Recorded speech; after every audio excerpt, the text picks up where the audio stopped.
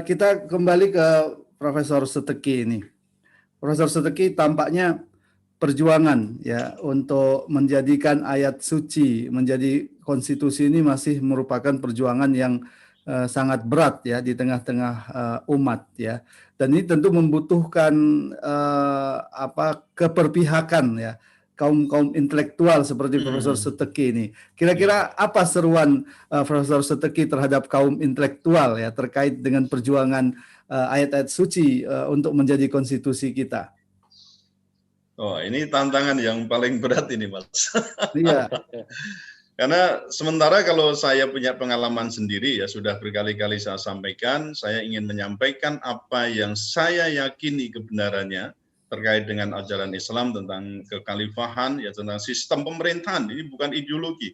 Itu saja memperoleh tentangan, memperoleh perlawanan, bahkan persekusi sampai istilahnya sanksi ya, pemberian sanksi kepada ya kebetulan saya ini sebagai seorang ASN yang waktu itu dinilai ya itu ya stempelnya radikal dan seterusnya itu sampai sekarang masih saya alami dan sanksi itu kan berlaku untuk 5 tahun. Nah, tapi saya bukan berarti kemudian mundur ke belakang kemudian mau ingin di comfort zone ya, di comfort zone. Ini mestinya ketika saya sudah tidak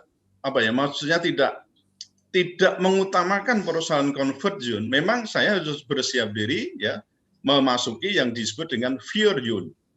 Fear zone. Jadi area zona ketidakmapanan, ketidaksukaan, misalnya zona agak penderitaan ya, dan di situ memang harus dilampaui.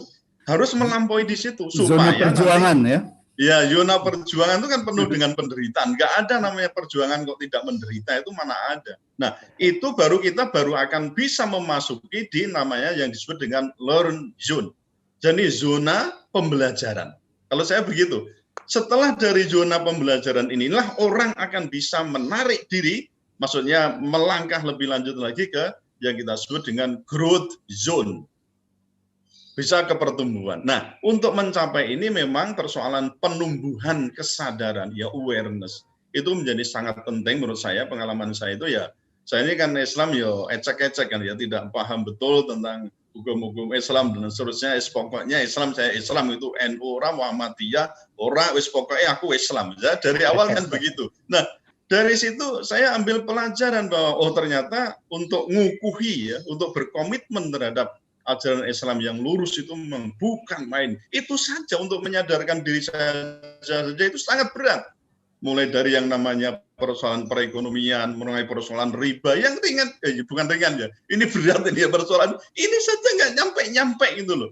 Apalagi persoalan-persoalan besar seperti politik Islam, termasuk dalam hal sistem pemerintah kekhalifahan, karena hanya sistem ini yang bisa menaungi ketika syariat Islam akan dijalankan dengan sempurna. Nggak bisa sistem lain, mau demokrasi, mau teokrasi, nggak bisa. Ini sadar, ini saya tanamkan betul nih di otak saya.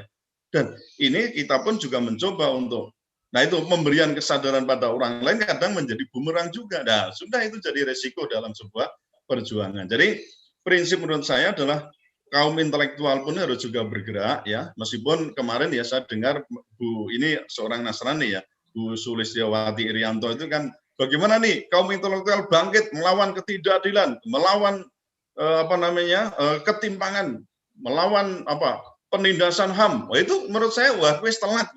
Saya sudah teriak-teriak sejak berapa lama, tapi telat itu lebih baik lah daripada tidak sama sekali. Baik, terima kasih Profesor Seteki ya. Kita berharap semakin banyak ya intelektual kita yang seperti Profesor Seteki ini yang dengan kokoh dan gigih ya memperjuangkan kebenaran ya, bukan sekedar mendapatkan jabatan dan kekayaan yang itu pasti akan ditinggalkan juga begitu.